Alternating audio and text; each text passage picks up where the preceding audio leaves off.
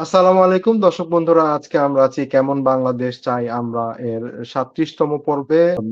১০ই আগস্ট কেমন বাংলাদেশ চাই এর ১ বছর পূর্তি। দর্শক বন্ধুরা, আপনারা জানেন আমাদের মনের যে আমাদের যে স্বপ্ন, প্রত্যাশা এবং যে মনের যে প্রশ্ন ছিল, আ ২৪ গণঅভ্যুত্থানের পরে আমরা যে বাংলাদেশটা চেয়েছিলাম, সেই বাংলাদেশটা আ আশা থেকেই মনের ভিতরে যে প্রশ্নটা ছিল কেমন বাংলাদেশ চাই? সেই জিজ্ঞাসা থেকেই আসলে এই কেমন বাংলাদেশ চাই এর পডকাস্টের শুরু। আ এই ১ বছরে কেমন বাংলাদেশ চাই আমরা যারা অতিথি আছেন, যারা এই কেমন বাংলাদেশ চাই পডকাস্ট অনুষ্ঠানে এসে তাদের মতামত দিয়েছেন, গুরুত্বপূর্ণ মতামত জানিয়েছেন। আমাদেরকে নানান জিনিস বোঝানোর চেষ্টা করেছেন, বুঝার মতন করে বলেছেন। তাদের সকলকে আমাদের অন্তরের অন্তঃস্থল থেকে জানাই কৃতজ্ঞতা এবং ধন্যবাদ। এবং তাদের আমাদের ১ বছর পূর্তিতে তাদেরকেও জানাই অনেক শুভেচ্ছা। এবং দর্শক বন্ধুরা যারা সময় নিয়ে আমাদের কেমন বাংলাদেশ চাই আমাদের অনুষ্ঠানগুলি দেখেছেন, শেয়ার করেছেন, সবসময় আমাদের পাশে থেকেছেন। সবাইকে আমরা কেমন বাংলাদেশ চাই আমরা পরিবার থেকে জানাই আন্তরিক শুভেচ্ছা, অভিনন্দন ও কৃতজ্ঞতা। আশা করি ভবিষ্যতেও আমরা আপনাদেরকে আমাদের পাশে পাবো এবং আপনারাও দেখবেন। কেমন বাংলাদেশ চাই অনুষ্ঠানে কথা বলার জন্য এটি একটি সাধারণ মানুষের প্ল্যাটফর্ম। আপনি আপনার মনের কথা বলতে পারেন। যে কেউ কেমন বাংলাদেশ, আ যেকোনো বাংলাদেশী কেমন বাংলাদেশ চায় আমরা অনুষ্ঠানে তার বাংলাদেশটা কেমন সে চায় সেটা বলার জন্য উপস্থিত হতে পারে। আ কেমন বাংলাদেশ চাই সবসময়ই একটি সুন্দর বাংলাদেশের স্বপ্ন দেখে এবং সেই সুন্দর বাংলাদেশের স্বপ্নগুলিকেই মানুষের সামনে ফুটিয়ে তোলার চেষ্টা করে। দর্শক বন্ধুরা, আজকে আমাদের সাথে আছেন সাংবাদিক, লেখক, কলাম লেখক, আ আ গবেষক, বিশ্লেষক জনাব শাহরিন আরাফাত। জনাব শাহরিন আরাফাত, আপনার ব্যস্ত সময়ের ভিতরে কেমন বাংলাদেশ চাই আমরা অনুষ্ঠানে আবারও আপনি সময় দিয়েছেন। সেজন্য আপনার কাছে আন্তরিক কৃতজ্ঞতা এবং ধন্যবাদ জানাচ্ছি। ধন্যবাদ ফয়জালউদ্দিন স্নিগ্ধ। জি, আ আমার মনে আছে যে আ আজকে থেকে ঠিক ১ বছর আগে আমি আ এই অনুষ্ঠানে এসেছিলাম, 'কেমন বাংলাদেশ চাই?' তখনও আ আপনার ১ম প্রশ্নটা ছিল এটাই যে, "কেমন বাংলাদেশ চাই আমরা?" জি, এই গণঅভ্যুত্থানের পরে। জি, তো আ আজকেও আসলে এই প্রশ্নটা মানে একইভাবেই প্রাসঙ্গিক। কারণ আমাদের কেমন বাংলাদেশ চাই এটা কিন্তু আমরা বা একটা ফ্যাসিস্ট রেজিমের সময় আমরা একটা বাংলাদেশ যেরকম চেয়েছি, আ ওই বাংলাদেশটা আমরা কতটুকু অর্জন করতে পেরেছি, কতটুকু পারিনি এবং সবসময় যে আমরা যেভাবে চাইবো সেভাবেই আমরা অর্জন করে ফেলবো, এরকমও না। আবার আমাদের চাওয়াগুলো প্রতিনিয়ত বদলেও যেতে পারে। তার মানে কেমন বাংলাদেশ চাই, আজকে যখন প্রশ্নটা, তখন নিশ্চয়ই ১ বছর আগের প্রশ্ন আর আজকের প্রশ্নের মধ্যে কিছু ফারাক থাকবে, কিছু জি, নতুন যুক্ত অবশ্যই। হবে। আবার জি, আগের কথাগুলো আ ফিরে আসবে। তো জি। এই কেমন বাংলাদেশ চাই, এই যে উদ্যোগটা আপনি নিয়েছেন, আ এটা আপনার ব্যক্তিগত উদ্যোগ এবং এর সঙ্গে আমরা আ আন্তরিকভাবে জড়িত আছি এবং আন্তরিক শুভকামনা আছে এর সঙ্গে। আ যেন এই অনুষ্ঠানটি, এই উদ্যোগটি আ আরো দীর্ঘ পথ পাড়ি দিতে পারে। হ্যাঁ, সবাইকে ধন্যবাদ এই অনুষ্ঠান এই আরাফাত আপনাকে। অনুষ্ঠানের সঙ্গে আসলে যারা জড়িত জি, সবাইকে আগে ধন্যবাদ জানিয়ে নিচ্ছি। ধন্যবাদ আরাফাত আপনাকে।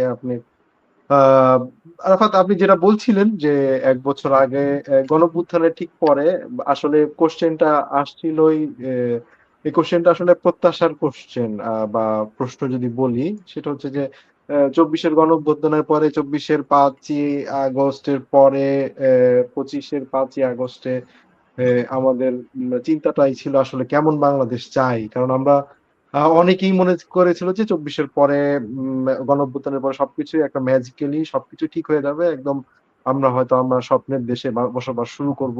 সবকিছুই স্বপ্নের মতন চেঞ্জ হয়ে যাবে। আসলে কিছুই হয়নি। সেই হতাশা থেকে মানুষের মনে যে প্রশ্নটা ছিল আসলে কোন দিকে যাচ্ছে বাংলাদেশ, কোন দিকে যাবে বাংলাদেশ, কি হচ্ছে, আমরা কি পেলাম, আদৌ কি কিছু হবে কিনা বা কি হচ্ছে? নানান ধরনের গুজব তো থাকেই সবসময়। আর বাংলাদেশটা সবসময় ছোট একটা দেশ। এত বিশ্বের ৮ম বৃহত্তম দেশ যদি বাই পপুলেশন আপনি চিন্তা করেন। কিন্তু আয়তনে খুবই ছোট একটা দেশ। সেই অনুযায়ী আমরা কিন্তু সব ঘটনাবহুল। মানে আপনি একটা ঘটনাকে চাপা দেওয়ার জন্য আরেকটা ঘটনা মনে হয় যে রেডি থাকে সবসময়। আম আ তো সেই দিক থেকেই আমরা মানে কোয়েশ্চেনটা সবসময় থেকে যায় আমাদের কাছে প্রশ্নটা যে কেমন বাংলাদেশ চাই? মানুষ হয়তো আমরাও মাঝে, মাঝে ভুলে যাই যে আমরা আসলে কেমন চাই। অ্যাম ব হয়তো একটা চাওয়ার থেকে আমাদের চাওয়াটাও চেঞ্জ হয়ে যায় বা একটা কিছু পাওয়ার পরে হয়তো আমরা আরেকটা কিছু চাই। তো সেটা থেকেই আরকি আপনাকে যেই কোয়েশ্চেন দিয়ে আমি শুরু করেছিলাম, কেমন বাংলাদেশ চাই আমরা? আদৌ ওই কোয়েশ্চেনটাই রয়ে গেছে। কেমন বাংলাদেশ চাই? তার সাথে যে এই কোয়েশ্চেনটা আরেকটা থাকবে যেটা আপনি কেমন দেখছেন? ২৪ এর প আগস্টের পরে ২৫ এ আগস্ট গেল। এখন ২৬ এর আগস্ট যাচ্ছে। তার ভিতরে ২ টা একটা ইন্টারিম গভর্নমেন্ট ছিল আ তার ১.৫ বছর এবং নির্বাচিত একটা সরকারের ৬ মাস প্রায় পেরোবে আর ২-৩ দিন বাকি আছে। আম আরাফাত আপনি কেমন দেখছেন? আপনি একজন সাংবাদিক, আপনি সবসময় কলাম লেখেন, রাজনৈতিক গবেষণা বিশ্লেষণ আছে আপনি এবং জুলাইয়ে আপনি অ্যা এম সম্মুখ সারিতে ছিলেন। আপনি কেমন দেখছেন? মানে চেঞ্জ আসলে কি গ্র্যাজুয়ালি এটা চেঞ্জ হচ্ছে বাংলাদেশের? না আদৌ কোনো পরিবর্তন নাই? ধন্যবাদ স্নিগ্ধ।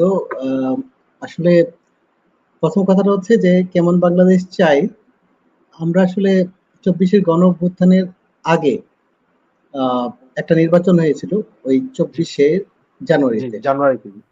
যদি আমরা ওই নির্বাচনটার কথা একবার মনে করি যে ওই নির্বাচনের সময়ে কেউ কিন্তু এই গণঅভ্যুত্থান বা এরকম কোনোভাবে যে আ সরকারের পতন ঘটবে, তৎকালীন যে ফ্যাসিস্ট সরকার, সেটা কেউ মানে আমাদের কেউ বলতে আমাদের যেই প্রতিষ্ঠিত যে রাজনৈতিক দলগুলো আছে, সেটা বিএনপি হোক, জামাতে ইসলাম হোক, অথবা অন্য কোনো দল।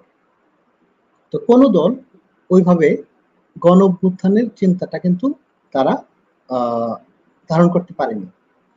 সেই কারণে তাদের ধারণাই ছিল যে হাসিনার আমলে যে কোনোভাবে কোনো বিদেশি শক্তির মদদ নিয়ে হলেও যদি একটা আ কথিত ফেয়ার অ্যান্ড মানে ফেয়ারলেস একটা আ আ নির্বাচন হয়, তাহলে এই হাসিনার আ সরকারটা সরে যাবে। বা হাসিনার আ সরকারের পরে নতুন একটা সরকার আসবে। তার মানে তাদের নির্বাচন কেন্দ্রিক চিন্তা ছিল।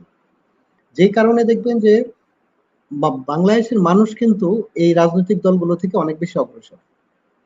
জি, রাজনৈতিক দলগুলো যখন আ নির্বাচন চিন্তা করছিল যে এমবেসির মাধ্যমে হোক, যুক্তরাষ্ট্রের মাধ্যমে হোক অথবা অন্য কোনো শক্তির মাধ্যমে হোক, একটা নির্বাচনের মধ্য দিয়ে তারা হাসিনাকে সরাবে। তারা নির্বাচনবাদী একটা চিন্তা যখন তাদের মধ্যে ছিল, তখন বাংলাদেশের মানুষ কিন্তু বুঝে গেছে নির্বাচনের মধ্য দিয়ে হাসিনাকে সরানোর কোনো সুযোগ নেই। আপনি নির্বাচনে হাসিনার বিরুদ্ধে ১০০% ভোট দিলেন। ভোটটা আপনি কোথায় দিচ্ছেন? ভোটটা কে গণনা করছে? ওই ভোটের পাহারা কে দিচ্ছে? ওই পুরো মেকানিজমটা একেবারে আ সামরিক বাহিনী থেকে বিচার বিভাগ পর্যন্ত, হুম? নির্বাচন কমিশন থেকে প্রশাসন পর্যন্ত প্রত্যেকটা ধাপে আ সরকারের একটা মেকানিজম তৈরি করা ছিল যে কিভাবে নির্বাচন ছাড়া ক্ষমতায় থাকা যায়। এবং এটা কিন্তু বিভিন্নভাবে প্র্যাকটিস হয়েছে বাংলাদেশে। ২০১৪ সাল থেকে ৩ বার এভাবে প্র্যাকটিস হয়েছে। তাহলে আবার আপনি ২০২৪ এর জানুয়ারিতে এই নির্বাচনের চিন্তা করার কোন যৌক্তিকতা ছিল না। যেই কারণে বাংলাদেশের মানুষ কিন্তু অনেক বেশি অগ্রসর এবং তার আগে থেকেই এই নির্বাচনের চিন্তা তারা ঝেড়ে ফেলেছে। তারা নির্বাচনের দিকে যায়নি। হুম? বাংলাদেশের মানুষ কিন্তু অংশগ্রহণ করেনি। এখন আসে যে বিএনপি তো অংশগ্রহণ করেনি। কেউ বলতে পারে। হ্যাঁ, বিএনপি অংশগ্রহণ করেনি। কিন্তু বিএনপির দাবি কি অন্য কোনোভাবে আ এই সরকারের পতনের ডাক ছিল? ছিল না। তারা প্রত্যেকবারই বলছে, "আমরা একটা নির্বাচন চাই, একটা নির্বাচন চাই, একটা নির্বাচন চাই।" ওই নির্বাচনের চিন্তা যে আগে 2014 সালে যে নির্বাচনের যে ব্যবস্থা, নির্বাচনের মধ্য দিয়ে যে একটা পরিবর্তনের যে কাঠামোটা ছিল, এই কাঠামোটা যে ভেঙে ফেলা হয়েছে এবং সংবিধান পরিবর্তনের মধ্য দিয়ে সেটা স্বীকৃতি আদায় করা হয়েছে, এই জিনিসগুলো কিন্তু বাংলাদেশের মানুষের কাছে স্পষ্ট থাকলেও বিএনপি সহ অন্যান্য রাজনৈতিক দলের কাছে স্পষ্ট ছিল না, কারণ তারা নির্বাচনের কথা বলছিল। এমনকি জামাতে ইসলাম তারাও কিন্তু নির্বাচনের কথা বলছে, তারা কেউ কিন্তু নির্বাচনের বাইরে আর কোনো কথা বলেনি। এখন আসা যাক নির্বাচনের পরে আসলে কি হয়েছিল। নির্বাচনের পরে বাংলাদেশে কার্যত কোনো বিরোধী দলের কার্যক্রম ছিল না। পোষ্য বিরোধী দল জাতীয় পার্টি ছিল এবং পোষ্য হাসিনার কিছু আওয়ামী লীগের কিছু জোট ছিল, মেনন এনুদের মতো কিছু নেতা ছিল তার পাশে। তার মানে এখানে কিন্তু একটা আইসোলেটেড শক্তি পুরা দেশের ক্ষমতায় আছে, আর দেশে কোনো বিরোধী দলের কোনো কার্যক্রম নেই। এরকম একটা অবস্থায় কিন্তু আমরা জানুয়ারি থেকে জুলাইয়ের শেষ পর্যন্ত আমরা এরকম একটা সময়ই পার করেছি। এখানে আমার নিজের দেখা, আমারই বন্ধুরা যখন যে কোনো একটা কিছুর দাবিতে যখন দাঁড়াচ্ছিল, রাস্তায় দাঁড়ানোর চেষ্টা করছিল, দাঁড়াতে পারছে না, দাঁড়ানোর চেষ্টা করছিল, তাদেরকে পুলিশ মেরে টেরে তাড়িয়ে দিচ্ছে, তারা কোনো জায়গাতে দাঁড়ানোর সুযোগই পাচ্ছে না। এরকম একটা ফেসিস্ট বাস্তবতায় আমরা ছিলাম। জুলাইয়ের আন্দোলন শুরু হয়েছিল একটা কোটা সংস্কারের দাবিতে এবং ন্যায্য একটা কোটা সংস্কারের দাবি। এই কোটা সংস্কারের দাবি যখন একটা ফেসিস্ট শক্তি ভয়ঙ্কর রূপে আবির্ভূত হয়, তখন আপনি দেখবেন যে সে কোনো ধরনের দাবি দেওয়ার আন্দোলনও মেনে নিতে প্রস্তুত থাকে না। কেন প্রস্তুত থাকে না? কারণ সে মনে করে আমি যদি মেনে নেই তাহলে আমি তো পিছু হটলাম, তার মানে আমি নিজেকে দুর্বল দেখাচ্ছি। ফেসিস্ট শক্তি কখনোই নিজেকে দুর্বল দেখাতে পারে না, তার চিন্তায় সবসময় থাকে যে আমি সবচেয়ে শক্তিশালী, আমার চেয়ে শক্তিশালী আর কেউ থাকতে পারে না, এবং শক্তিশালী যদি কেউ থাকে তাকে ভেঙে ফেলতে, সে আমার থেকে কম শক্তিশালী থাকে এবং অথবা সে আমার অধীনস্থ থাকে। এটাই তার, আপনি হিটলার থেকে ধরে, হিটলার মুসলিনি থেকে ধরে শেখ মুজিবুর রহমান বলেন বা আপনার আজকের কিছুদিন আগ পর্যন্ত যে শেখ হাসিনা ছিলেন তার কথা বলেন, প্রত্যেকটা জায়গাতে আমরা দেখি যে একটা ফেসিস্ট রিজিম নিজেকে খুব শক্তিশালী হিসেবে দেখাতে গিয়ে তার গণবিচ্ছিন্নতা আরো বেশি বাড়িয়ে দেয় এবং সে আসলে তার দলটাকে কয়েকজন ব্যক্তির মধ্যে বা একজন ব্যক্তির মধ্যে সীমাবদ্ধ করে ফেলে। যে কারণে আপনি দেখবেন যে এই 24-এর গণঅভ্যুত্থানের পরে ওই গণঅভ্যুত্থানের বিরুদ্ধে যে শক্তি হাসিনার পক্ষে দাঁড়িয়েছিল সেটা মূলত রাষ্ট্রীয় শক্তি, তার দলের লোকজনকে ওইভাবে আমরা দেখতে পাইনি। তো আমরা এমন একটা বাস্তবতা কিন্তু দেখছি যে দেখতে পেলাম যে বাস্তবে কোনো বিরোধী দলের বিরোধী কোনো শক্তি নেই, বাস্তবে কোনো সরকারি দলও নেই, একটা কাঠামো আছে, যে কাঠামোটা একটা ফেসিস্ট কাঠামো। এটা আসলে রাজনৈতিক দল থেকে বেশি একটা ফেসিস্ট কাঠামোর জায়গা।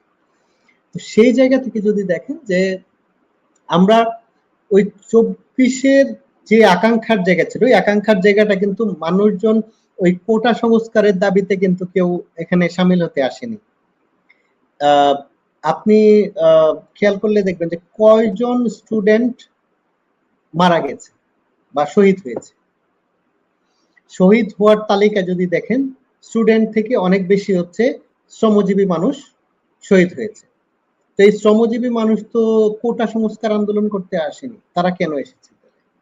তারা এসেছে একটা, আমি যে বাস্তবতায় আছি, ধরুন আমি সাংবাদিকতায় আছি, পেশাদার সাংবাদিকতা, আমি যখন দেখছি আমারই কোনো সাংবাদিক বন্ধু গাড়ি বাড়ির মালিক হয়ে গেছে, আমার থেকে পরে সাংবাদিকতা শুরু করে, কিন্তু আমি তো আমার সৎ উপার্জন দিয়ে সেটা আমি করতে পারছি না বাংলাদেশের বাস্তবতায়। তাহলে আমি চিন্তা করব যে তাহলে আমিও তাহলে ওইদিকে যাব। কারণ আমরা দেখছি যে এরকম ভাবে সবাইকে গ্র্যাব করা হয়েছে। সাংবাদিকতা শুধু না, আপনি যে কোনো পেশাজীবীদের মধ্যে যান, সেটা ইঞ্জিনিয়ারিং হোক, ডাক্তারি হোক, ইভেন ধরেন যে আমরা দেখলাম যে একটা একটা বাজারে, হ্যাঁ, নির্বাচন হচ্ছে, বাজারের নির্বাচনে আওয়ামী লীগের সমর্থক যারা, তাদেরকে নির্বাচিত করতে হবে। তার মানে এই যে একটা সিন্ডিকেট সব জায়গাতে তৈরি করা, এটা কিন্তু আমরা তখন দেখলাম। এখন আমি যদি আন্দোলনে যাই, একজন ডাক্তার যদি আন্দোলনে যায়, একজন ইঞ্জিনিয়ার যদি আন্দোলনে যায়, একজন শ্রমজীবী মানুষ যদি আন্দোলনে যায়, তাহলে সে কিন্তু ওই কোটা সংস্কারের জন্য যায়নি। সে গিয়েছে কেন? কারণ সে এটা দ্বারা নিজে সাফারার। আমি একটা সিস্টেম দ্বারা সাফারার, এই সিস্টেমটা আমি বদলাতে চাই। আমি এই জিনিসটা চলতে দিতে চাই না। আমি আর এ সিন্ডিকেট করে আমার উপর যে শোষণটা চাপিয়ে দেওয়া হয়েছে, আমি সেটা নিতে চাই না। বাস্তবে কিন্তু এই কারণে মানুষ এই আন্দোলনে এভাবে যুক্ত হয়েছে। মানে বড় পরিসরের কথা যদি আমি বলি। এখন তারপর দেখবেন যে ওইখানে একের পর এক মানুষ মারছে, আর মানুষ মারার সঙ্গে সঙ্গে আরো বেশি মানুষ যুক্ত হচ্ছে। ওই যে এর আগে পর্যন্ত কি হয়েছিল, ওই বিএনপি একটা বিশাল সমাবেশ করলো, কয়েক লাখ মানুষের জমায়েত করলো। ওই 23 সালে সম্ভবত বিএনপি সবচেয়ে বড় জমায়েত করলো, কয়েক লাখ মানুষের। ওই জমায়েতের মধ্যে কয়েকটা পটকা ফোটানো হলো, কয়েকটা সাউন্ড গ্রেনেড ফোটানো হলো, এখানে মানুষ খুঁজে পাওয়া যায় না। গণ অভ্যুত্থানের সময়ে কোন আন্দোলনের মধ্যে কিন্তু কয়েক লাখ মানুষ হয়নি। আপনি খেয়াল করবেন যে প্রত্যেকটা জায়গাতে কয়েক হাজার মানুষ ছিল, কয়েক লাখ করে মানুষ কিন্তু হয়নি। অথচ এটা গণ অভ্যুত্থান ছিল। আর বিএনপির যে আন্দোলন ছিল, ওই আন্দোলনের মধ্যে কয়েক লাখ মানুষের জমায়েতকে কয়েকটা সাউন্ড গ্রেনেড দিয়ে ওইখানে মানুষজনকে তাড়িয়ে দেওয়া সম্ভব হয়েছিল। এই আন্দোলনের মধ্যে লাইভ বুলেট চালিয়ে যখন একের পর এক মানুষ মারা হচ্ছে, তখন পুলিশ দেখাচ্ছে আসাদুজ্জামান কামাল, তৎকালীন যেই হাসিনার স্বরাষ্ট্রমন্ত্রী, ওনাকে দেখাচ্ছে পুলিশ যে একটা মারে একটা মরে, হ্যাঁ, বাকিটি যায় না। হ্যাঁ, তো বাকিটি যায় না কেন? কারণ হচ্ছে সে তখন এটা বুঝতে পেরেছে যে আমার আর ভয় পাওয়ার কিছু নাই। আমার ভয় পাওয়ার জায়গাটা শেষ হয়ে গেছে। আর মানুষের ভয় পাওয়ার মানে ফেসিস্ট রিজিম কিন্তু টিকে থাকে মানুষের ভয় পাওয়ার মধ্য দিয়ে। হ্যাঁ, ফেসিস্ট রিজিম কিন্তু কখনোই ভয় ছাড়া টিকে থাকতে পারে না। আপনার যখন ভয়টা দূর হয়ে যায়, তখন এই ফেসিস্ট রিজিমের এগেনস্টে আমার ওই ভয়ের যে ত্রাসের যে রাজত্ব, সেটা থাকছে না। আমি তখন ফেসিস্ট রিজিমের বিরুদ্ধে সরাসরি কনফ্রন্ট করতে পারছি, মোকাবেলা করতে পারছি। আপনি দেখবেন যে 15 তারিখে ছাত্রলীগ প্রথম আক্রমণ করলো, 16 তারিখে প্রথম গুলি চালানো হলো, লাইভ বুলেট প্রথম কিন্তু চালানো হয় জগন্নাথ বিশ্ববিদ্যালয়ে, এবং ওইখানে কিন্তু প্রথম গুলিবিদ্ধ হয় ছাত্র দলের কয়েকজন, এবং ছাত্র দলের অনেক সহ আরো কয়েকজন ছিল। আমি অনেকের সাক্ষাৎকার নিয়েছিলাম। তো অনেক হচ্ছে প্রথম দিকে, মানে একবারে সকালবেলায় যে গুলিটা চালানো হলো লাইভ বুলেট, অনেক সহ আরো 3 জন ওইখানে মানে গুলিবিদ্ধ হয়, এবং লাইভ বুলেট ছিল এটা। কিন্তু ফরচুনেটলি তারা বেঁচে যায় ওই যাত্রায়। কিন্তু ওই দিনই আমরা দুপুরের পরে দেখলাম আবু সাইদকে মানে ঝাঁঝরা করে দেওয়া হলো এক কথায়, গুলি চালিয়ে। ওইটা ছিল ছড়া গুলি বা পেলেট গান। এই পেলেট গানের গুলিতে মূলত ইন্টারনাল ব্লিডিং এর কারণে তার মৃত্যু হয়। পরবর্তীতে অনেক ধরনের অনেক প্রপাগান্ডা অনেক জায়গা থেকে চালানো হয়েছে যে সে তার মাথায় বাড়ি দেওয়া হয়েছে, এরকম অনেকগুলো মিথ্যা প্রপাগান্ডা আমরা আওয়ামী এবং আওয়ামী দোসরদের অনেকের কাছ থেকে আমরা শুনেছি। যাই হোক, আবু সাইদ শহীদ হওয়ার পরে আমি নিজে আমার ব্যক্তিগত জায়গা থেকে বলতে পারি যে আমার মধ্যেকার যে ভয়টা ছিল একটা, হ্যাঁ, ওই ভয়টা নাই, ভয়টা চলে গেছে। তো আমার মতো এরকম হাজার হাজার লাখ লাখ মানুষের কিন্তু ভয়টা দূর হয়ে গেছে এই হত্যাকাণ্ডগুলোর মধ্য দিয়ে, মানে দেখার মধ্য দিয়ে। সরি। তো আমি যেটা বলছিলাম যে দেখবেন যে এই যে হত্যাকাণ্ডগুলো একের পর এক হয়েছে, এর মধ্য দিয়ে মানুষ কিন্তু নিজেকে ওই হত্যাকাণ্ডে হত্যা হত্যা মানে হত্যার শিকার হওয়া যে মানুষগুলো, তাদের জায়গাতে মানুষ নিজেকে মনে করেছে যে আমিও তো ওই জায়গাতে থাকতে পারতাম, বা আমিও তো ওই জায়গাতে পৌঁছে যেতে পারি কালকে। তাহলে আমার তো আজকে আমার এটার বিরুদ্ধে আমার ফাইট করতে হবে। তো মানুষ কিন্তু নিজের তাগিদে ওইটার সাথে সঙ্গে যুক্ত হলো এই আন্দোলনের মধ্যে, এবং এই আন্দোলনটা একটা গণ আন্দোলনে পরিণত হলো। এই গণ আন্দোলন গণ অভ্যুত্থানে রূপ, এটা ছিল জুলাইয়ের মূল জায়গা। এবং যেই কারণে আমি এতগুলো কথা আমি আগে বলে নিলাম, এর কারণ হচ্ছে আমরা আসলে কেমন বাংলাদেশটা চেয়েছি। আমরা বাংলাদেশটা চেয়েছি এখানে চাঁদাবাজি থাকবে না, এখানে সিন্ডিকেট বাজি থাকবে না, এখানে মানুষের মত প্রকাশের স্বাধীনতাটা থাকবে, এখানে আমি কথা বললেই আমাকে কেউ এসে হ্যারাস করবে না, অনলাইন বুলিং এর শিকার হব না, আমি মবের শিকার হব না, আমি আক্রমণের শিকার হব না, এবং আমি সর্বোপরি রাষ্ট্র আমাকে গণতান্ত্রিক অধিকার নিশ্চিত করবে, এবং এটা রাষ্ট্রের দায়িত্ব। আমার যতগুলা গণতান্ত্রিক অধিকারের জায়গা আছে সেগুলো রাষ্ট্র নিশ্চিত করবে। যেটা আজকে পর্যন্ত যে ৭২-এর সংবিধান এখনো বিদ্যমান আছে, এবং ওই সংবিধানে আমাদের কোনো অধিকারের জন্য আমরা কোনো আদালতে যেতে পারবো না, সেই অধিকারগুলো ওইখানে ওই সংবিধানে কিন্তু খারিজ করে দেওয়া আছে। তার মানে আমরা এরকম একটা সংবিধানের অধীনে থাকতে চাই না, এটা ছিল মোদ্দা কথা। তাহলে আমরা যেরকম একটা বাংলাদেশ চেয়েছি, আমরা একটা নতুন বাংলাদেশ গঠন করতে চেয়েছি, যে গঠনটার মধ্য দিয়ে নতুন মানুষও গঠন হবে, নতুন একটা সিস্টেম গঠন হবে, নতুন রাষ্ট্র গঠন হবে, নতুন একটা গঠনতন্ত্র তৈরি হবে, বা নতুন একটা সংবিধান তৈরি হবে, যে কথায় যে ভাষায় আপনি বলেন। তার মানে নতুন গঠনের যে জায়গা, সেটাই ছিল আমাদের এই আকাঙ্ক্ষার জায়গা। নতুন একটা বাংলাদেশ আসলে আমরা কিরকম চাই, ৭১-এর পরে যে বাংলাদেশটা আমরা চেয়েছিলাম, যে বাংলাদেশটা আনফরচুনেটলি অথবা আমাদের বিভিন্ন রাজনৈতিক টানাপোড়েন এবং ষড়যন্ত্রের কারণে এবং বিদেশি শক্তির প্রভাবের কারণে আমরা আসলে সেদিকে যেতে পারিনি। আমরা ওই রকম একটা গণতান্ত্রিক রাষ্ট্র গঠন করতে চেয়েছি, এবং এই রাষ্ট্র গঠনের মধ্য দিয়ে কিন্তু রাষ্ট্রের নতুন নাগরিকও গঠন হয়। মানে আমি বলবো একটা রাষ্ট্র গঠন হয়ে যাবে, সেই রাষ্ট্রে তো আমি নিজে ফিট হব না। তার মানে আমি নিজেও কিন্তু গঠন হচ্ছি।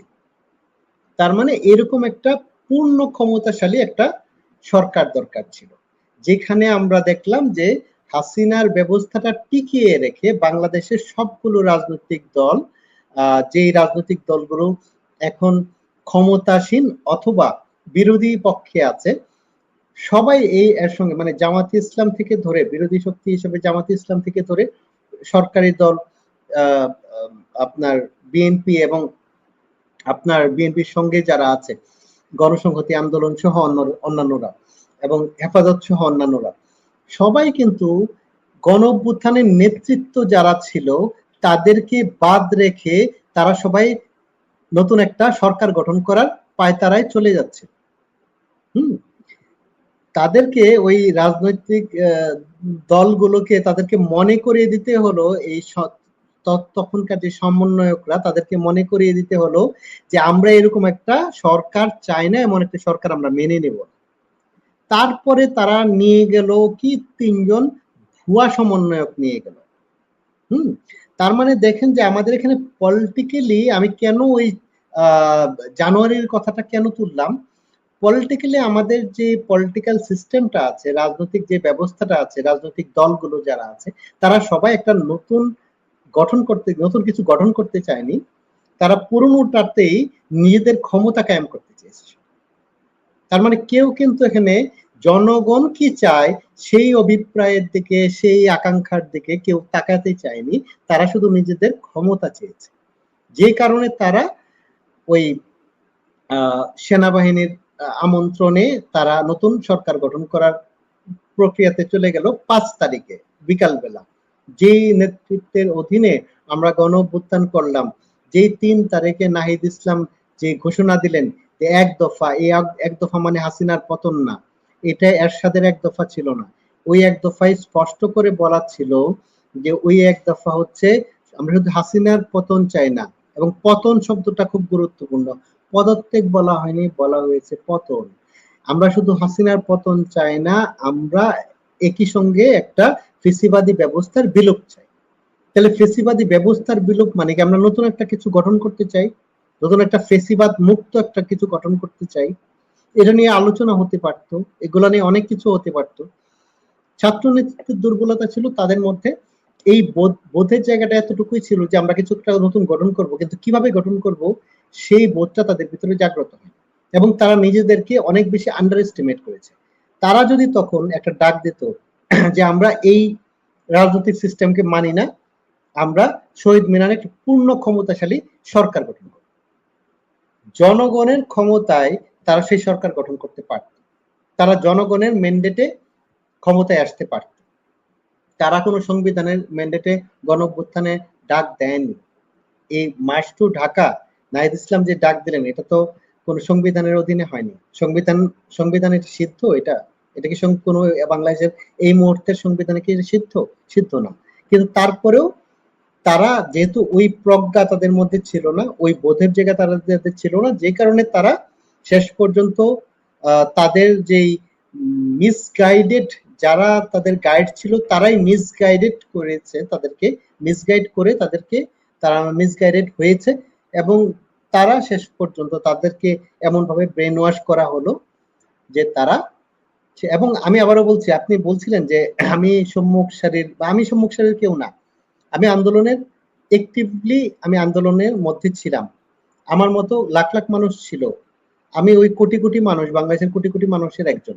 নেতৃত্ব কিন্তু ওই সমন্বয়কদের নেতৃত্ব আমরা মেনে নিয়েছি, আমরা না শুধু, মির্জা ফখরুল সাহেব, তারেক রহমান সাহেব সহ, সবাই মেনে নিচ্ছি।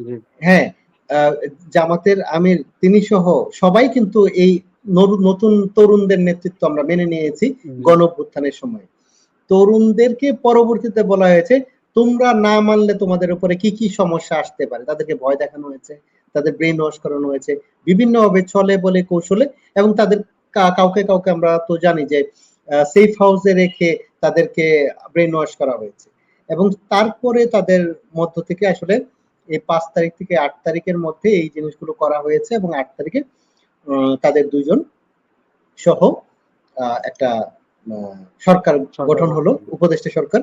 এই উপদেষ্টা সরকার যে পূর্ণ ক্ষমতাশালী, এই উপদেষ্টা সরকারও যদি উপদেষ্টা সরকার না হয়ে পূর্ণ ক্ষমতাশালী সরকার হতো, তাহলেও আমরা কিছু একটা পরিবর্তন হইতো, দেখলেও দেখতে পেতাম, তখন সেটাও করা সম্ভব ছিল, কিন্তু সেটাও করা হয়নি। করা হয়েছে কি, আগের সংবিধান, কথিত যে সংবিধান আমাদের আছে, এই কথিত সংবিধান এই জন্য বলছি কারণ এটা একটা ফেসিস্ট সংবিধান। তো এই সংবিধানের অধীনে হাসিনার তৈরি করা যে রাষ্ট্রপতি চুপ্পু, তার উপদেষ্টা হিসেবে, খেয়াল করেন তাহলে, সরকারের প্রধানকে রাষ্ট্রপতি, এই সরকার কিন্তু উপদেষ্টা সরকারের প্রধান কিন্তু আসলে রাষ্ট্রপতি, কারণ রাষ্ট্রপতির উপদেষ্টা হচ্ছে এই প্রধান উপদেষ্টা সহ অন্য অন্য উপদেষ্টা। তাহলে রাষ্ট্রপতিকে সামনে রেখে কিন্তু এখানে নতুন একটা সরকার গঠন হলো, যেই রাষ্ট্রপতি হচ্ছে চুপ্পু, হচ্ছে হাসিনার তৈরি করা একজন রাষ্ট্রপতি, এবং যে ফেসিবাদের অন্যতম বাকশালী, ফেসিবাদের অন্যতম ধারক, এবং ভারতের এজেন্ডা ফলো করা একজন মানুষ। তো আমি তাকে চিনি, আমরা সবাই তাকে চিনি, চেনার পরেও তার অধীনে আমরা শপথ গ্রহণ করতে খুব আগ্রহ নিয়ে সবাই ওখানে সামিল হয়ে গেল, এবং এর মধ্য দিয়ে আসলে যেটা হলো যে পুরনো সিস্টেমটা বলবৎ থেকে গেল, এবং এই পুরনো সিস্টেমটা বলবৎ থাকার মানে হচ্ছে ওই সময় থেকেই আমরা আসলে একটা সাংবিধানিক প্রতিবিপ্লব হয়েছে। ওই সময় কেন সাংবিধানিক প্রতিবিপ্লব হয়েছে? কারণ আমরা যে গণ অভ্যুত্থানটা করেছি, গণ অভ্যুত্থানের বিরুদ্ধে প্রথম যে প্রতিরোধটা আসে, এটা হচ্ছে এই সংবিধানের দোহাই দিয়ে বা কথিত স্থিতিশীলতার দোহাই দিয়ে এই নতুন সরকার গঠন, এবং এর মধ্য দিয়ে আমরা বুঝতে পারলাম যে এই সরকার আসলে পূর্ণ ক্ষমতাশালী নয়, এই সরকার আসলে আমাদের জনগণের আকাঙ্ক্ষা পূরণ করতে সক্ষম না। এবং পরবর্তী সময়কালে আমরা আরো দেখলাম যে এই সরকার এতটাই ঠুনকো, এই সরকার যতটুকু ক্ষমতা তার আছে সেটাও সে ব্যবহার করতে পারেনি এবং পারবে না। কেন পারবে না? তখনই আমরা বলছিলাম, কারণ হচ্ছে সরকার জনগণ বলতে রাজনৈতিক দলগুলোকে বোঝায়। আপনি দেখেন যে তার ন্যাশনাল কনসেনসাস বা জাতীয় ঐক্যমত্য যাই বলে, যেই ভাষায় আপনি বলেন, সেটা আপনার কার সাথে হবে? দলের সঙ্গে নাকি জনগণের সঙ্গে? আপনার ডেফিনেটলি জনগণের সঙ্গে হওয়ার কথা। আপনি জনগণের সঙ্গে কোন জায়গাতে আলাপ করেছেন? জনগণের না কোনো পেশাজীবী গ্রুপ ছিল এখানে। আপনি যদি ইভেন সব ধরনের পেশাজীবীদের কাছ থেকেও আপনি বক্তব্য শুনতেন, আপনি কিছু অন্তত সংস্কারের যে কথাগুলো বলছিল সেটা অন্তত করা সম্ভব ছিল। ওই সরকার সংস্কার করতেও যে সক্ষম না, সেটা তারা প্রমাণ করেছে যে তারাও শেষ পর্যন্ত একটা নির্বাচন খেলাই খেলেছে।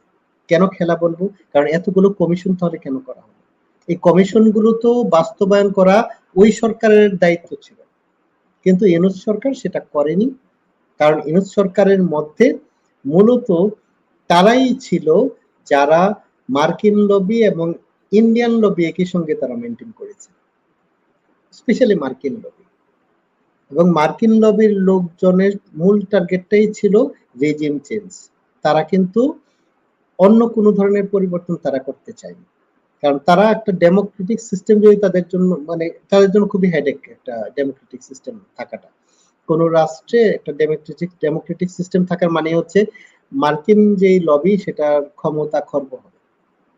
এই যে আজকে আমরা যখন দেখছি যে মার্কিন কোন কর্মকর্তা এখানে আসছে, তো আমরা এখানে তোলপাড় দেখে যাচ্ছি আওয়ামী লীগের পক্ষ আমরা থেকে। দেখলাম যে আপনার তাদের আমেরিকার বর্ষপূর্তি উপলক্ষে তারা সংসদ ভবনে যে তাদের পতাকা উড়ানো, ওইখানে অনুষ্ঠান ছিল, ডেপুটি স্পিকার ওইখানে ভাষণ দিয়েছে, আমাদের জাতীয় সংসদের বিরোধী দলীয় নেতাও সেখানে গিয়ে ভাষণ দিয়েছে এবং অনেকটা গণঅভ্যুত্থানের কৃতিত্ব মানে অনেকটা আমেরিকাকে দিয়ে এসেছে। মানে এটা আমি একটা সামারি বললাম আর কি, যে এটাও আসলে না, আমরা যদি যেই শুধু যুদ্ধটা না, আপনি আপনি দেখেন, আপনি আপনি আরেকটু আগে নিয়ে আরেকটু মানে কিছুটা এগিয়ে নিচ্ছি আপনাকে, মানে পিছিয়ে দিচ্ছি, সরি। আচ্ছা 2024-এর আগস্টে আবার একটু ফিরে যাই। 24-এর আগস্টে গণঅভ্যুত্থান হয়ে যাওয়ার পর বসুন্ধরার মতো একটা কুখ্যাত গ্রুপে ভিজিট করে বসুন্ধরা গ্রুপকে ক্ষমা করে দেওয়ার কথা বলেছিলেন জামাত ইসলামের আমির। হ্যাঁ, এখন জামাত ইসলামের আমির জনগণের পক্ষ থেকে ক্ষমা করার অধিকার তার আছে কিনা সেটা তো, মানে আশা করি আপনারা সবাই বুঝতে পারছেন যে জামাতে ইসলামের আমির কেন, তারেক রহমানের সেই অধিকার নাই। আমি অন্তত দেই না যে এই ক্ষমা করে দেওয়ার অধিকার তার আছে বলে আমি মনে করি না। কারণ আমার ভাই যখন রক্ত ঢালছে, তাকে যখন হত্যা করা হচ্ছে, এইটা আমি তো ক্ষমা করিনি। তো উনি ক্ষমা করার কে? উনি ক্ষমা করার অধিকার রাখেন না। জি উনি ক্ষমা করার অধিকার তো রাখেনই না, তো আবার এই যে একটা বাংলাদেশের সবচেয়ে কুখ্যাত কয়েকটা গ্রুপ যদি আমরা বলি, যারা সবচেয়ে বেশি লুটপাট করেছে, এস আলম, বসুন্ধরা, তারা হচ্ছে প্রথম দিককার। জি এগুলো আমার কথা না, এগুলা এটা মানে প্রমাণিত। জি প্রমাণিত সত্য। সেই গ্রুপগুলোর এগেনস্টে যখন আহ, আহ, অন্তর্বর্তীকালীন সরকারের সময়ে ন্যূনতম কিছু স্টেপ নেওয়া হচ্ছিল, সেটাও বাতিল করে দিয়ে এই সরকার নতুন একজন একজন ব্যবসায়ীকে, যিনি নিজে ঋণ খেলাপি ছিলেন, উনাকে বাংলাদেশ ব্যাংকের গভর্নর বানিয়ে দিল। হ্যাঁ, এবং সাথে সাথে আইন পরিবর্তন করা হলো যে তারা যেন ফিরে আসতে পারে। এস আলম, এদের এরা যেন আবার ব্যবসায় ফিরে আসতে পারে এই ঋণ খেলাপির পরেও, এই ব্যবস্থা কিন্তু এই সরকার করেছে। তাহলে আপনি দেখেন যে বিরোধী দল, না, এটা সরকারি এটা দল, মনে হয় যে বাজেট অধিবেশনের শেষ দিন মনে হয় সেটা আবার বাতিলও করা হয়েছে। তারা না, আপনি ফিরে দেখবেন আসার যে জন্য। জি না, এটা এখানে আছে, সেটা হচ্ছে যে আপনার টেন্ডেন্সিটা কোন দিকে। হুম, জি আপনি যখন এখানে একজন, বাংলাদেশের ইতিহাসে কখনো কোনো ব্যবসায়ীকে বাংলাদেশ ব্যাংকের গভর্নর বানানো হয়নি। হুম, জি এটা ইতিহাস ঘাটলে আপনি দেখবেন। তাহলে আপনি এইটার টেন্ডেন্সি, আমি টেন্ডেন্সির কথা বললাম যে আপনি এখন করা হয়নি, পরে করা হবে না, আমি সেটা বলতে পারি না। আমরা এখন অবশ্যই। পর্যন্ত কোনো শক্তিশালী কোনো স্টেপ দেখিনি। এমনকি গণ অভ্যুত্থানের এবং ওই সময়ে গুম, এবং সবচেয়ে বড় কথা হচ্ছে তারেক রহমান নিজে নির্যাতনের শিকার জি, এই এই গুম অপহরণকারীদের দ্বারা। উনি কোথায় নির্যাতনের শিকার হয়েছিলেন এটা প্রধান কৌশলী বের করেছেন। এটার বিচার হয়তো তারা কোনো একটা কিছু করতে পারেন। কিন্তু আমার কথা হচ্ছে এইখানে যে অ্যাকাউন্টেবিলিটি নাই, এখানে যেই অ্যাকাউন্টেবিলিটিটা থাকা দরকার ছিল, সেই অ্যাকাউন্টেবিলিটিটা কি? সেটা হচ্ছে এখনো এনটিএমসির মতো প্রতিষ্ঠান, যে প্রতিষ্ঠানগুলো নজরদারি প্রতিষ্ঠান। আপনি জি, আমি কোথায় কথা বলছি না বলছি, কার সাথে কথা বলছি, এগুলো নজরদারি করবে। সেটা এখনো বিদ্যমান আছে। সেটার এগেইনস্টে কথা বলার মতন অধিকার আমাদের কারো নাই। কারণ কি? সেটা সেনাবাহিনীর অধীন। তার মানে আপনি আর্ম ফোর্সেস এর অধীনস্থ কোন রাষ্ট্র কি আপনি মেনে নিতে চান? আপনি কি পাকিস্তান মডেলের কোন রাষ্ট্র মেনে নিতে চান? আমি তো জি, অন্তত মেনে নিতে চাই না। তো বাংলাদেশ এরকম কোন আহ, আহ, সামরিক সামরিক বাহিনী নিয়ন্ত্রিত কোন আহ, রাষ্ট্র হবে, এটা তো অন্তত আমি মেনে নিতে চাইবো না। তো এই কথাটা কিন্তু খুব গুরুত্বপূর্ণ এই কারণে, কারণ আপনি প্রতিষ্ঠানগুলো মানে ইনস্টিটিউশন গুলো কিন্তু ইনট্যাক্ট রেখেছেন, আপনি জি, ব্যক্তি পরিবর্তন করছেন, ইনস্টিটিউশন গুলো আগের ইনস্টিটিউশন রেখে দিচ্ছেন। তার মানে আজকে যদি এই আজকে তারেক রহমান খুব ভালো মানুষ, আমি ধরে নিলাম যে তারেক রহমানের এই মন্ত্রী পরিষদের সবাই ফেরেস্তা, এই মন্ত্রী পরিষদ তো সারা জীবন থাকবে না। এই মন্ত্রী পরিষদ যদি ফেরেস্তার জায়গায় কোনো শয়তান চলে আসে, তাহলে আমাকে আপনাকে আবার গুম করে ফেলতে পারে, পারে তো। জি, তাহলে সিস্টেমটা আমার বদলানো দরকার, মানে ইনস্টিটিউশন গুলো। সেই ইনস্টিটিউশনাল কোন ধরনের পরিবর্তনের দিকে এই সরকার যায়নি। এবং এর থেকেও বড় মজার বিষয় হচ্ছে আপনি দেখেন যে এই মার্কিন প্রশ্ন এবং অন্যান্য অনেকগুলো প্রশ্ন জি, বিরোধী দলগুলোর এবং যারা গণ অভ্যুত্থানের নেতৃত্ব দিয়েছিলেন, পরবর্তীতে এনসিপি করলেন, যেই নেতারা, যে ছাত্র নেতারা, তারাও ওই একই পথে কিন্তু হাঁটছে, তাদের পথ কিন্তু ভিন্ন না। হুম, আপনি দেখবেন যে রেজিম চেঞ্জের কথা কিন্তু তারাও এখানের মধ্যে খুব ক্লিয়ারলি এখানের মধ্যে আসছে, বারবার কিভাবে আসছে দেখেন। আপনি ইরান প্রশ্নটা যদি ধরেন, আপনি জি, হয়তো এখানে প্রশ্ন করতেন, কিন্তু আমি নিজে থেকে আগেই তুললাম। ইরান প্রশ্ন দেখেন যে সবার বক্তব্য একই। জি, বাংলাদেশ রাষ্ট্রীয় একটা বক্তব্য আছে, সেখানে আহ, মানে ভারতের ভাষ্য বা পাকিস্তানের ভাষ্যর মতোই তারা একই কথা বলেছে। কি বলেছে?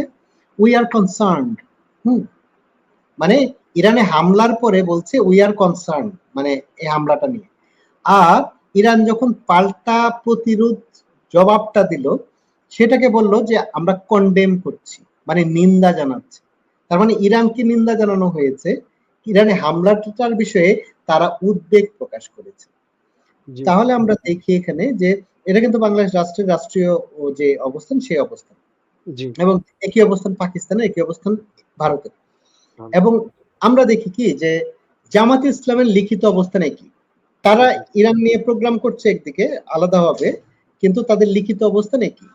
আবার যদি দেখেন এইদিকে আহ, যদি এনসিপির কথা বলেন, এনসিপির অবস্থানও সেম।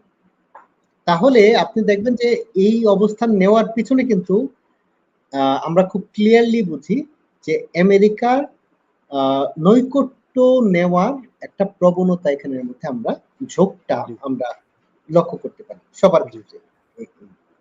হ্যাঁ, ক্ষমতার রাজনীতিটা জি, ক্ষমতার রাজনীতিটা রয়ে গেছে। সবাই আসলে ক্ষমতার রাজনীতি করছে। আমরা আসলে যেই পরিবর্তনের আশা করেছিলাম সেটার ধারের কাছে হয়তো তবে তবে এখন পর্যন্ত একটা গিয়ে যেতে পারিনি। জি, তবে একটা গুরুত্বপূর্ণ কথা, মানে যেটা আমি একটু মিস করে গেলাম, সেটা হচ্ছে গণ অভ্যুত্থানের পরে আসলে আপনি দেখবেন যে ৭১-এর মহান মুক্তিযুদ্ধের পরে বাংলাদেশ নতুন একটা নিজের একটা আলাদা আইডেন্টিটি হিসেবে দাঁড়িয়েছে।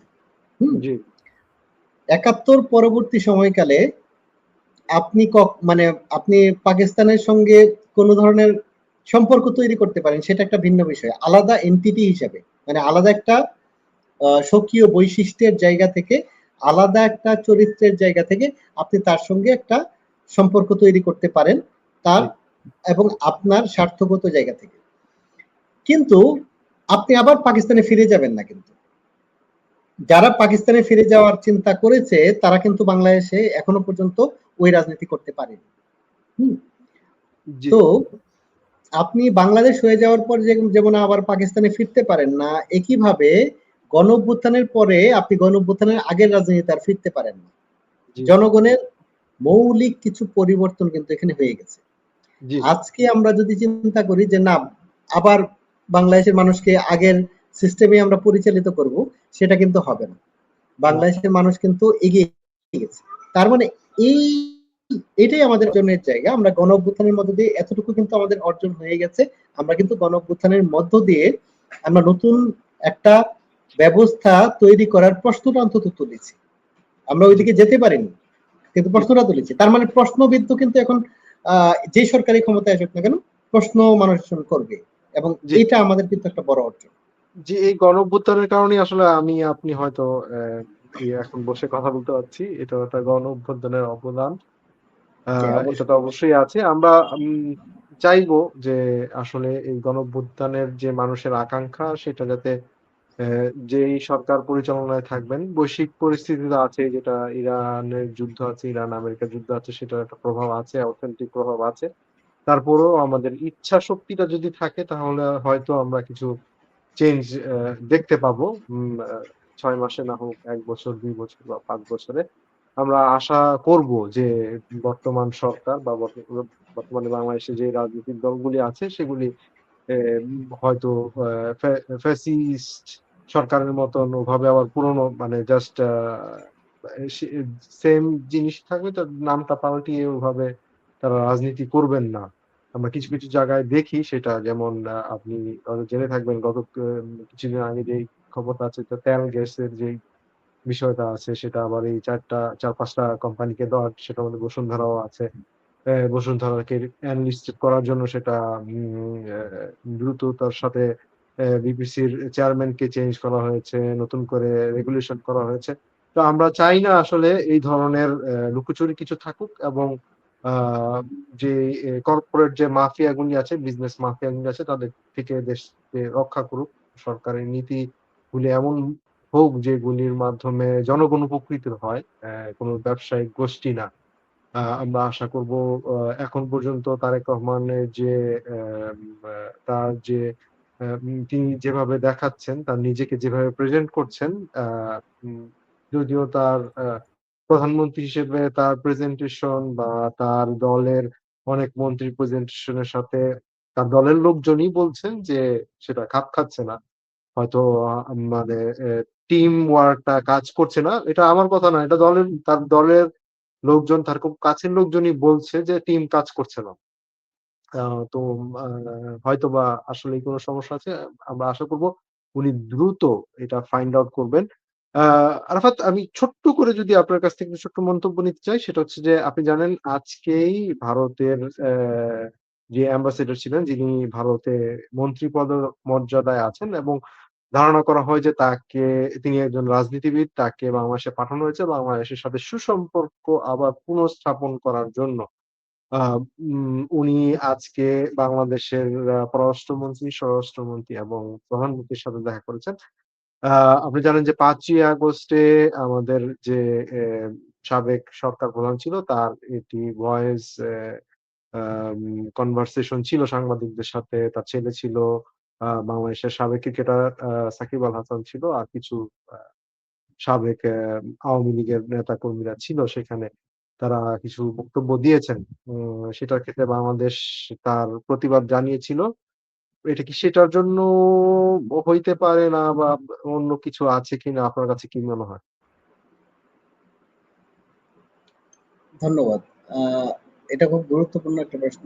আ আসলে ভারত প্রশ্নটা বরাবরই বাংলাদেশের জন্য খুব গুরুত্বপূর্ণ। আপনি আপনার প্রতিবেশী কিন্তু নিজে বাছাই করতে পারেন না। হুম? জি, মানে প্রতিবেশী আপনার বাছাই করা আছে। জি, তো তাহলে এই প্রতিবেশীর সঙ্গে আপনার বসবাস করতে হবে। তাহলে এই প্রতিবেশীর সঙ্গে আপনি কিভাবে বসবাস করবেন? প্রতিবেশী যদি ভালো না হয়, তার সঙ্গে আপনার কিভাবে আপনি নিজের অবস্থানটা কিভাবে বোঝাবেন? তো বাংলাদেশ মানে এই সরকার ৬ মাসের মধ্যে প্রথমবারের মতো একটা ভালো স্টেটমেন্ট দিয়েছে। কিন্তু এই স্টেটমেন্টের কিছু অ ভুল আছে। জি, যেটা বাংলাদেশ সরকারের সঙ্গে কনফ্লিক্ট করে। সেটা বাংলাদেশ সরকারের স্টেটমেন্ট কিনা সেটা নিয়ে অনেক প্রশ্ন এই কারণে ওঠে। বাংলাদেশ সরকার এবং বিএনপি কখনোই এই গণঅভ্যুত্থানকে বিপ্লব বলেনি। হুম? জি, আপনি খেয়াল করবেন এই স্টেটমেন্টের ভাষায় এটা জুলাই রেভলিউশন বলা হয়েছে। হুম? আচ্ছা, তার মানে এটা খলিল সাহেবের আ স্টেটমেন্ট। এটা আচ্ছা, এর মধ্য দিয়ে আমরা বুঝতে পারি এটা আসলে আ সরকারের স্টেটমেন্ট বা বিএনপির স্টেটমেন্ট না। হ্যাঁ? কারণ খলিল সাহেব কিন্তু বিএনপির লোকজনের কথা আমি কোট করে বলছি। বিএনপির নেতাদের, প্রথম সারির বিএনপির নেতাদের ভাষ্য আমি কোট করে বলছি। উনি মার্কিন আ পাসপোর্টধারী। হুম? জি, উনি মার্কিন পাসপোর্টধারী এটা কিন্তু বিএনপির প্রথম সারির নেতাদের বক্তব্য এবং বাস্তবেও আমরা যতটুকু শুনতে পাই যে উনি মার্কিন পাসপোর্টধারী। তো মার্কিন পাসপোর্টধারী একজনকে আ উপদেষ্টা পদমর্যাদার নিরাপত্তা আ আ নিরাপত্তা বিশ্লেষক উপদেষ্টা হিসেবে আমি ছিলেন, জাতীয় নিরাপত্তা উপদেষ্টা হ্যাঁ, ছিলেন। হ্যাঁ, জাতীয় নিরাপত্তা উপদেষ্টা হিসেবে আমি নিচ্ছি। আবার তাকে যেই আহ, বর্তমান ক্ষমতাসীন সরকার যার যার যে নেতারা বলছিল যে উনি মার্কিন পাসপোর্টধারী, বিদেশি পাসপোর্টধারী, উনি কিভাবে এই মানে মন্ত্রী পদমর্যাদায় থাকতে পারেন, সেই তারাই কিন্তু আবার তাকে পররাষ্ট্রমন্ত্রী হিসেবে নিয়োগ দিয়েছে এবং জি, তখন আর তার সাথে এক টেবিলে বসে খেতে তাদের কোনো সমস্যা হচ্ছে না। হুম? তো এখানের মধ্যে খুব ক্লিয়ারলি আমরা বুঝি যে এখানে রাজনীতি আহ, মানে রাজনীতি এমন একটা জিনিস যে যার কারণে তার শত্রুর সঙ্গেও সে এখানে মিত্রতা করতে বাধ্য হয় জি। অনেক ক্ষেত্রে। রাজনীতিতে শেষ কথা বলতে কিছু নাই। যেটা এখানে এখানে আরেকটা গুরুত্বপূর্ণ বিষয়, জি, তারেক রহমান সাহেবের আন্তরিকতা নিয়ে আমি এখন পর্যন্ত ওইভাবে ডাউটফুল না। হুম? কিন্তু উনার এই জিনিসগুলো সবই শো অফে পরিণত হবে যদি উনার লোকজন আহ, মানে বিরোধী মতের মানুষের চোখ উপড়ে ফেলতে যান। হ্যাঁ, জি, আমরা দেখছি জুলাই পদযাত্রার সময় এনসিপির একের পর এক এনসিপি কে আক্রমণ করা হয়েছে এবং আক্রমণ জি, করেছে যারা, তারা ভিডিওতে এসে লাইভে এসে নিজের চেহারা দেখে চুল টুল ঠিক করে সে হামলা চালাচ্ছে এবং হামলা চালিয়ে একটা ছেলের চোখ উপড়ে ফেলেছে, জি, চোখ নষ্ট করে ফেলছে। এখন এই চোখ উপড়ে ফেলার পরে আমরা প্রধানমন্ত্রীর কিন্তু কোনো স্টেটমেন্ট পাইনি।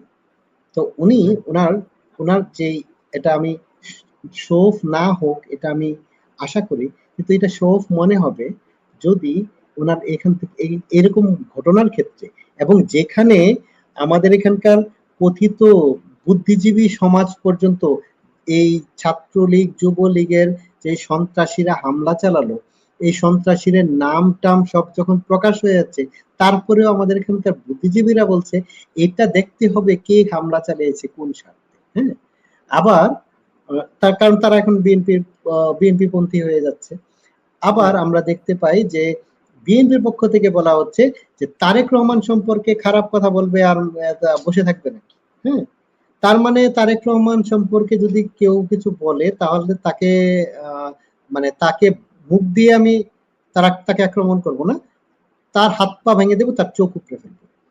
তার জি, মানে এই ফেসিস সিস্টেমটা যেটা আমি বলছিলাম, যে ফেসিস সিস্টেমটা কিন্তু আমি রিনিউ করছি।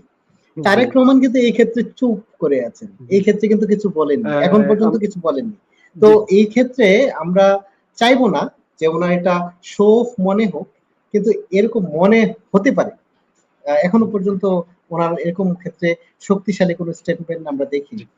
আমরা এখন পর্যন্ত বুঝি যে দলের প্রধান নেতা চাইলে অনেক কিছু করতে পারে। জি, তারেক রহমান, আমি তো অন্তত জানি তারেক রহমানের ঘনিষ্ঠজনদের কাছ থেকে জানা, উনি তো ওইখানে বসে বসে তখন ছাত্র দল এবং যুব দলের নেতৃত্বকে উনি পরিবর্তন করেছেন, নতুন নেতৃত্ব নিয়ে এসেছেন এবং এটা কিন্তু এখনকার কথা বলছি না, মানে জি জি উনি জি জি আগের কথাই উনি যেমন উনি ছাত্র দলের ইংল্যান্ডে থাকতেন। জি ছাত্র দলের ইংল্যান্ডে আমি প্রশংসাও করি যে রাকিব সে জানেন জুলাই যোদ্ধা এবং না, আমাদের আমি যোদ্ধা। আমি আমি ব্যক্তি কাউকে বলছি না, আমি বলছি যে জি উনি ওই সময়ে সাংগঠনিক জায়গাতে এই পরিবর্তনগুলো করার মধ্য দিয়ে কিন্তু বিএনপি নিজেকে আবার নতুন করে জি মোবিলাইজেশনের মধ্যে জি পেরেছিল এবং এই আন্দোলনে জুলাই গণঅভ্যুত্থানের যে গণ আন্দোলন, সেই গণ আন্দোলনে বিএনপি নাম না নিয়ে, এবং নাম নিলে কিন্তু এটা মানে ভিন্ন জি দিকে যেত। সাধারণ হ্যাঁ, মানুষের অংশগ্রহণটা চলে যেত। জি হ্যাঁ, তো এখানে কিন্তু তারা অংশগ্রহণ করছে এবং খুবই গুরুত্বপূর্ণ ভূমিকা রেখেছে। সেই জায়গাতে আজকে তিনি চুপ করে আছেন কেন? আজকে ওনারা আরো বোল্ড অবস্থান নেওয়া আরো কথা। ভোকাল আজকে হওয়ার তো কথা ছিল। ওনার এই সমর্থনগুলো আরো বাড়তো। আমি অন্তত জি ওপেনলি ওনাকে সমর্থন করতাম এই জি ক্ষেত্রে। জি তো আমি না, আমার মতো আমি একা, আমি জি আমার জি উদাহরণ জি দিচ্ছি জি না, আমি খুব জি সাধারণ মানুষ। আমার মতো আরো লাখ লাখ কোটি কোটি সাধারণ মানুষ যারা বিএনপির রাজনীতি করেন না, তারাও যারা বাংলাদেশ থেকে একটা গণতান্ত্রিক বাংলাদেশ দেখতে চান, ওইরকম মানুষজন কিন্তু ওনাকে সমর্থন করত। কিন্তু জি এই নীরবতা আসলে আমরা চাই না আরকি। জি আর ধন্যবাদ আর আরাফাত। আহ, আপনার ব্যস্ত আপনি সময়ের ভিতরে একটা আপনি বিষয়, আমাদের জি আরেকটা বিষয় যে যেটা ভারতের কথা বলছিলেন, যে ভারতের বিষয়টা আমরা তো আসলে ওই আহ, প্রতিবেশী বাছাই করতে পারি না, কিন্তু যে জিনিসটা হয় যে প্রতিবেশী বাছাই না করতে পারলেও আমাদের মেরুদণ্ড যে আছে আমরা বোঝাতে হয়।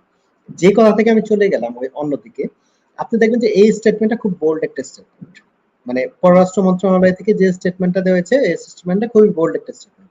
এই স্টেটমেন্টের মধ্যে প্রথমেই দণ্ডিত অপরাধী গণহত্যাকারী হিসেবে শেখ হাসিনাকে শেখ হাসিনা জি আহ, উল্লেখ করা হয়েছে, জি এবং যেটা আসলে বাংলাদেশের অবস্থান হওয়া উচিত ছিল প্রথম থেকে। হুম। জি না আচ্ছা এখন আপনি ঘটনা, আমি পররাষ্ট্রমন্ত্রীর প্রেস কনফারেন্সে দেখছিলাম তিনি সরাসরি বলছেন যে আমরা কি কথা হয়েছে সেটা উনি বলেছেন যে দণ্ডিত শেখ হাসিনা যে উনি তো দণ্ডিত হয়ে গেছে বাংলাদেশের আদালতে যে একটা দণ্ডিত আসামির যেভাবে ট্রিট হওয়া উচিত সেভাবেই ট্রিট হবে সেটাতে তারা বাংলাদেশ ব্যথিত হয়েছেন এবং এটা প্রকাশ করেছে। বিএনপি এবং ভারতের কথাটা আমি বলছি, বিএনপি জি কথাটা তো বললাম এর মধ্যে, বিএনপি এতটা বোল্ড আচরণ করতে পারেনি এখন পর্যন্ত, কিন্তু পররাষ্ট্র মন্ত্রণালয় থেকে খলিল সাহেব এটা করেছেন। ওনার যেহেতু ব্যাকআপ আছে, উনি হয়তো করতে পারেন। তো আবার আরেকটা বিষয় আছে, সেটা হচ্ছে যে আপনি দেখবেন যে ভারত রাষ্ট্র হিসাবে, ভারতে কোনো দণ্ডিত অপরাধী পালিয়ে গিয়ে উনি একটা রাজনৈতিক সংবাদ সম্মেলন করছেন, সেটা ভারতের সরকার প্রতিনিধিরা বলছেন আমাদের সঙ্গে এটার কোনো সংযোগ নাই, এটা একটা প্রাইভেট অনুষ্ঠান।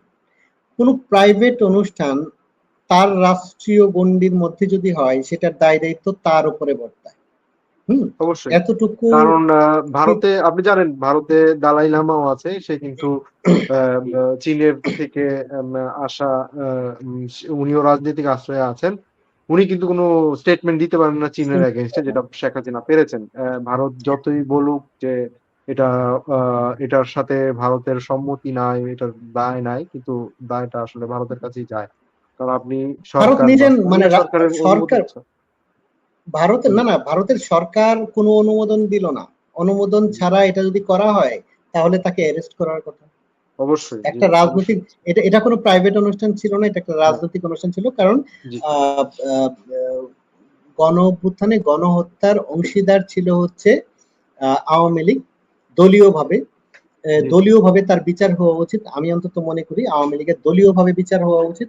এবং সেই দলীয়ভাবে যে ফেসিস্ট একটা দল, তারা যখন প্রেস কনফারেন্স করে, এটা কোন প্রাইভেট অনুষ্ঠান থাকে না, সেটা রাজনৈতিক অনুষ্ঠান, এবং সেটা যেই জায়গায় করা হচ্ছে ওই জায়গার যে সরকার, সেই সরকার এটার সঙ্গে সরাসরি ওতপ্রোতভাবে জড়িত থাকে।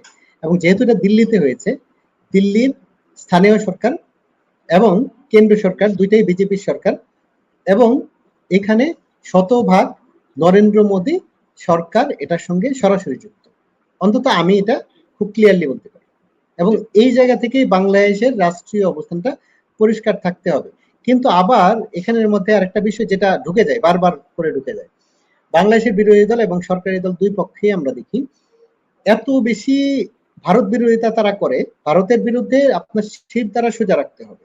তার মানে এই না যে ভারত বিরোধিতা করতে গিয়ে আপনি মার্কিন লবিতে ঢুকে যাবেন, কারণ আপনি শেয়ালের কাছ থেকে ভয় পেয়ে আপনি আপনি গিয়ে ওই সিংহের মুখে পড়তে পারেন না।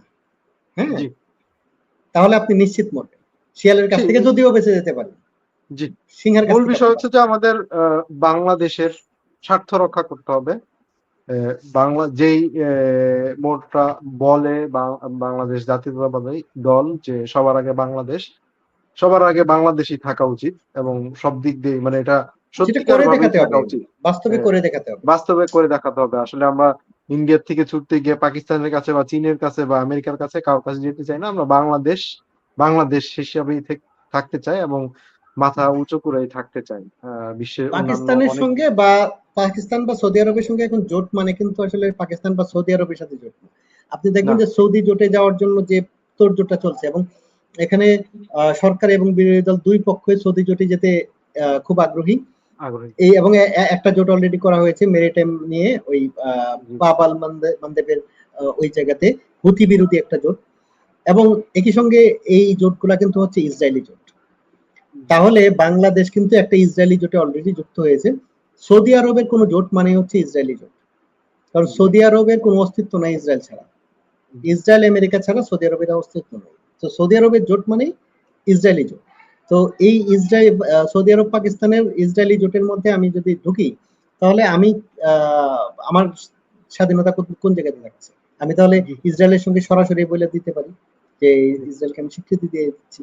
জি, জি। অ্যাকসেপ্ট ইসরায়েল যখন লেখা থাকে পাসপোর্টে, তো আমাদের সেটা আসলে বাস্তবে ধারণ করার বিষয় আছে। বাস্তবে ধারণ করতে হবে। ধন্যবাদ আরাফাত। আপনার সাথে আমরা অনেকক্ষণ কথা বললাম আমাদের কেমন বাংলাদেশ চাই নিয়ে। ভবিষ্যতেও আমরা আশা করব যে আমাদের এই যে চাওয়াটা কিছু করে কমবে।